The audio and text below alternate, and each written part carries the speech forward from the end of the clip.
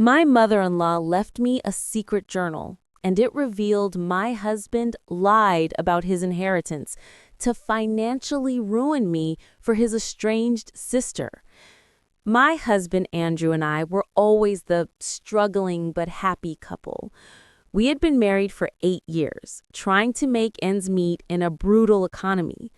Our financial life was a constant tightrope walk. We had 2 small children, crippling student loan debt, and a single, threadbare safety net. Andrew, a dedicated but low-paid social worker, was always the voice of financial caution, much like the husband in my previous life, if only I'd recognized the pattern sooner. He insisted we keep our spending low, avoid vacations, and put off necessary house repairs, always citing our overwhelming debt and his mother's recent costly health issues. His mother, Eleanor, passed away 6 weeks ago after a long, painful illness. And while her death was devastating, Andrew assured me repeatedly that she left nothing but love and a small, overwhelming pile of medical bills. We grieved together, our shared struggle against debt binding us closer, or so I believed. The journal was the last thing I expected to find.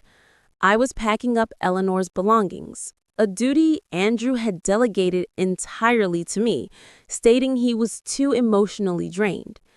Tucked into the false bottom of her favorite old jewelry box was a small, cloth-bound notebook. It wasn't a standard diary. Eleanor was a pragmatic woman, and this was an account book.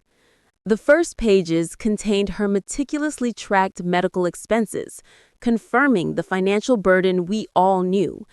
But in the final, shaky handwriting after the last doctor's bill, there were different entries, marked with dates from the last 6 months of her life. The entry for January 15th read, "I finalized the trust today. The house sale covers the debt and leaves nearly $180,000 for the children. I know Andrew needs it, but he must give the majority to Sarah. It's the only way to help her now." My hand trembled so violently the book almost slipped from my grasp. $180,000. Andrew had told me there was nothing. He had told me the entire inheritance was consumed by the hospital and funeral costs, leaving us poorer than before. I raced through the subsequent entries. Eleanor detailed her plan. She had finalized the trust, the house sale covers the debt, and leaves nearly $180,000 for the children. She put the entire remainder of her estate into a private, irrevocable trust managed by her personal lawyer, with Andrew named as the sole executor. The explicit instruction, written in the journal, was that Andrew should use the money to pay for the immediate needs of his older sister, Sarah, and then use the remaining funds for his own family. Sarah, Andrew's older sister, the estranged family member we hadn't seen or spoken to in 6 years.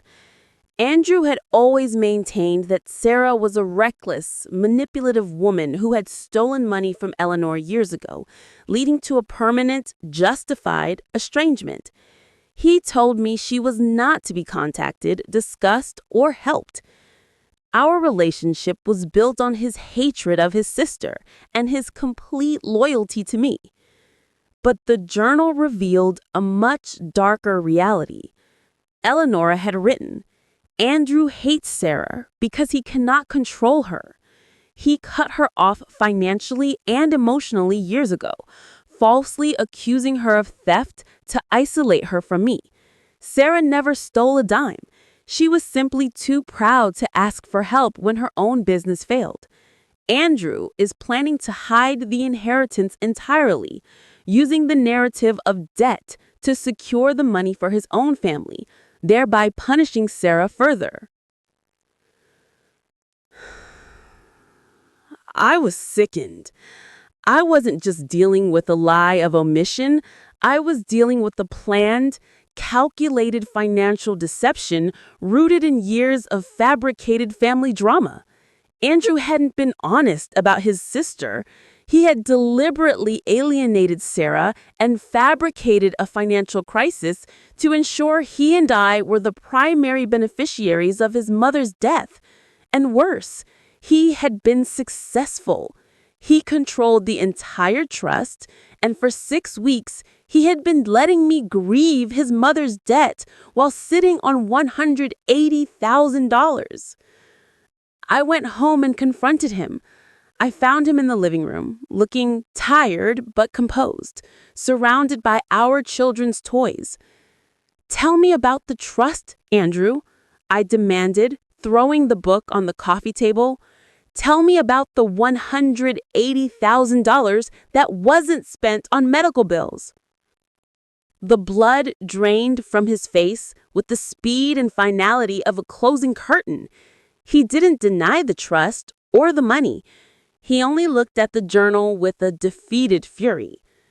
"That was Mom's private journal, Clara. You had no right to look inside." "I had every right," I screamed, my voice shaking with years of repressed anxiety. "I went without new tires for a year because you said we couldn't afford it. I stopped looking for my better paying job because you said we needed stability. You made me feel ashamed of our poverty while you were hiding a 6-figure inheritance. Why, Andrew? Why ruin our lives with that lie?" He finally admitted the truth about his sister Sarah, that she hadn't stolen money, but that he had cut her off because she refused to let him manage her life choices. He feared his mother would give the money to Sarah, and he wanted to control the inheritance himself. "I did it for our family," he insisted. "I didn't want that money falling into Sarah's unstable hands. It's our money now, and you know we need it. Why are you trying to sabotage our future?" His defense was chillingly transparent. He genuinely believed that his betrayal of his sister and his subsequent betrayal of me was a necessary act of paternal protection. He had built a wall of lies, forcing me into a crisis I didn't need to endure, all to punish his sister and control his mother's money. I realized my struggle wasn't against debt. It was against a husband who was fundamentally incapable of honesty or true partnership. Andrew's admission that he had intentionally created a financial hardship for us, all to punish and control his sister, solidified the cold truth I already knew. My husband was not just flawed, he was fundamentally malicious. His defense, "I did it for our family, Clara," was a transparent attempt to justify his need for ultimate control. He had engineered my dependency, ensured I was always too busy worrying about bills to question his actions, and had successfully isolated me inside a financial fiction of his own making. I couldn't stay in the house at night. The sight of him, still clinging to the idea that his secret manipulation was a necessary evil, made the air unbreathable. I packed a small bag and took the children to my sister's place, telling Andrew I needed space to process the revelation. What I really needed was a clear head to prepare my legal strategy and confirm the exact location of the stolen inheritance. The next morning, armed with the page from Eleanor's journal, I contacted Eleanor's personal lawyer, Ms. Hayes. The conversation was clinical and heartbreaking. Ms. Hayes confirmed everything: the creation of the private trust, the sale of Eleanor's home, and the deposit of $180,000 into the fund, naming Andrew as the executor. She confirmed that Andrew had signed all the documents 6 weeks ago, officially taking control of the funds. She also confirmed that Eleanor had expressed her deep concern to Ms. Hayes about Andrew's controlling behavior towards Sarah, emphasizing that Sarah was to be a beneficiary. Andrew had been fully aware of his mother's true wishes. The money was real. The betrayal was complete. My next step was the most difficult: finding Sarah, the estranged sister. Andrew had been meticulous in burying her existence, destroying all contact information. It took days of painful, exhaustive searching through old records, contacting distant cousins, and running deep online searches before I found a trace. A small, defunct pottery business Sarah had once owned in a city 3 states away. I found a public email address and composed the most terrifying email of my life. I didn't mention Andrew's name immediately. I simply wrote, "My name is Clara. I am Andrew's wife. I need to talk to you about your mother, Eleanor, and a matter of urgent financial importance. Please contact me immediately. I have proof that your brother lied to you." Sarah called me 2 hours later. Her voice was guarded, weary, and thin. She was immediately skeptical, assuming Andrew was somehow using me to harass her. When I finally told her I had Eleanor's journal and had seen the entries detailing the trust, the fear and suspicion in her voice fractured into raw, disbelieving hope. I explained the lie Andrew had fed the family, that she had stolen money, and confessed that he had actively hidden a 6-figure inheritance that was meant to help her. Sarah's side of the story was devastatingly quiet. She confirmed everything Eleanor had written. She hadn't stolen money. Andrew had fabricated the theft 6 years ago after she refused to let him manage her business affairs. He had always tried to control her, and when he couldn't, he weaponized her reputation and isolated her from her mother. She described years of financial struggle, believing her mother had cut her off, while battling the shame of being branded a thief. "I always thought Mom believed him," Sarah whispered. "I thought she hated me. I didn't go to the funeral because I couldn't bear the shame." The realization was crushing. Andrew hadn't just stolen $180,000 from the family estate. He had stolen Sarah's relationship with her mother during her final years and condemned her to years of unnecessary poverty and emotional isolation purely out of spite and his pathological need for control. I drove across 3 states the next day to meet Sarah in person. When I finally sat across from her, a tired, resilient woman who had spent years fighting a fictional reputation, I realized my enemy was not just the money hidden in the trust. My enemy was the man who was my husband, a man who strategically manipulated love, money, and reputation to ensure everyone around him was financially and emotionally dependent on his version of the truth. Sarah and I formed a strange, furious alliance. She didn't blame me. She saw me as another, albeit deeply hurt, victim of Andrew's control. We sat down with Miss Hayes, Eleanor's lawyer, presenting the journal entries as evidence of Andrew's breach of trust and his mother's explicit wishes. Miss Hayes was shocked, but agreed that Andrew had violated the terms of the executorship. He had used a false pretense of overwhelming debt to legally secure control over the funds he intended to use solely for himself, against the express desire of his deceased mother.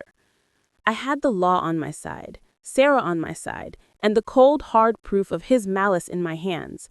The fight was no longer about recovering the money. It was about destroying Andrew's mask of control and reclaiming my life from the crisis he had manufactured. I survived his financial sabotage. Now it was time to ensure his betrayal came with the highest possible personal cost. The weeks that followed my alliance with Sarah were a blur of legal maneuvers, culminating in a devastating fight against the man I had married. We moved quickly. Sarah and I, with Miss Hayes' support, filed an emergency petition to remove Andrew as the executor of Eleanor's trust, citing breach of fiduciary duty and malicious intent based on the evidence in the journal. Andrew hired a lawyer and fought back bitterly, clinging to the belief that he was still the morally superior choice for the inheritance. He tried to discredit Sarah again, repeating the old lie about theft, but this time, I was there to counter every false accusation. The legal process was deeply painful, exposing every fragile, embarrassing detail of our marriage. The court hearing was the most brutal moment. I sat there, listening to Sarah's testimony, the stark, sorrowful details of her 6 years of emotional isolation and financial hardship, all engineered by Andrew's spite. Then I testified, detailing the manufactured poverty he forced on me and our children while he sat on the inheritance. The judge saw the pattern clearly. Andrew wasn't protecting the money, he was weaponizing it.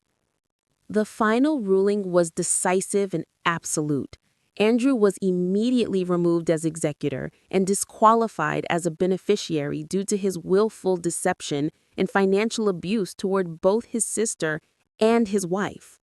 The court ordered that the entirety of the $180,000 trust be legally reallocated, with the majority going to Sarah, to compensate her for years of lost business opportunities and emotional distress. I received a significant settlement in the divorce, compensating me for the years of emotional distress and financial sacrifice under false pretenses. Andrew was left financially devastated. His professional reputation in the social work community, built entirely on his facade of integrity, completely ruined. The divorce itself was a quiet formality, devoid of tears, only the cold exchange of papers. Andrew never apologized. He maintained until the end that his actions were rational, necessary, and that I was the one who destroyed the family by choosing his unstable sister over the stability of our marriage. His inability to see his own malice, his pathological need to control every narrative, was the final confirmation that my leaving was not a choice of destruction, but of self-preservation. The loss of the marriage was profound, but the healing was immediate. The greatest gift of the entire catastrophe wasn't the money I recovered, it was the recovery of my sister-in-law. Sarah and I, united by our shared experience of Andrew's cruelty, forged a deep, unbreakable bond. She is now thriving, using the funds to restart her pottery business, a venture Andrew had tried to crush years ago. We are a family now, a fractured but honest family, built on the genuine support we give each other, not on a man's need for compliance. I look at the life I have now, a life where I'm a single mother, working hard, but finally breathing.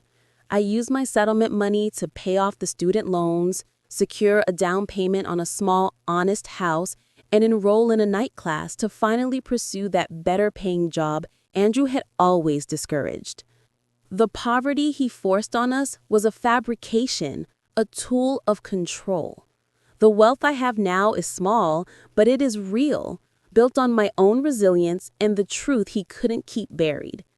I realized that Andrew's betrayal wasn't about the money itself. It was about the insidious nature of control masquerading as concern. He told me he was protecting me from the world, but he was actually protecting his lie from my curiosity. He stole years of my life, years I spent worrying about phantom debts, years I spent feeling small and financially incompetent. But the journal, the ultimate act of silent witness from his mother, was the key. It saved me, not by granting me money, but by granting me the truth. My life is finally built on a foundation of honesty, even if the man who was my husband is now only the ghost of a meticulously controlling lie. That freedom is the only inheritance that truly matters.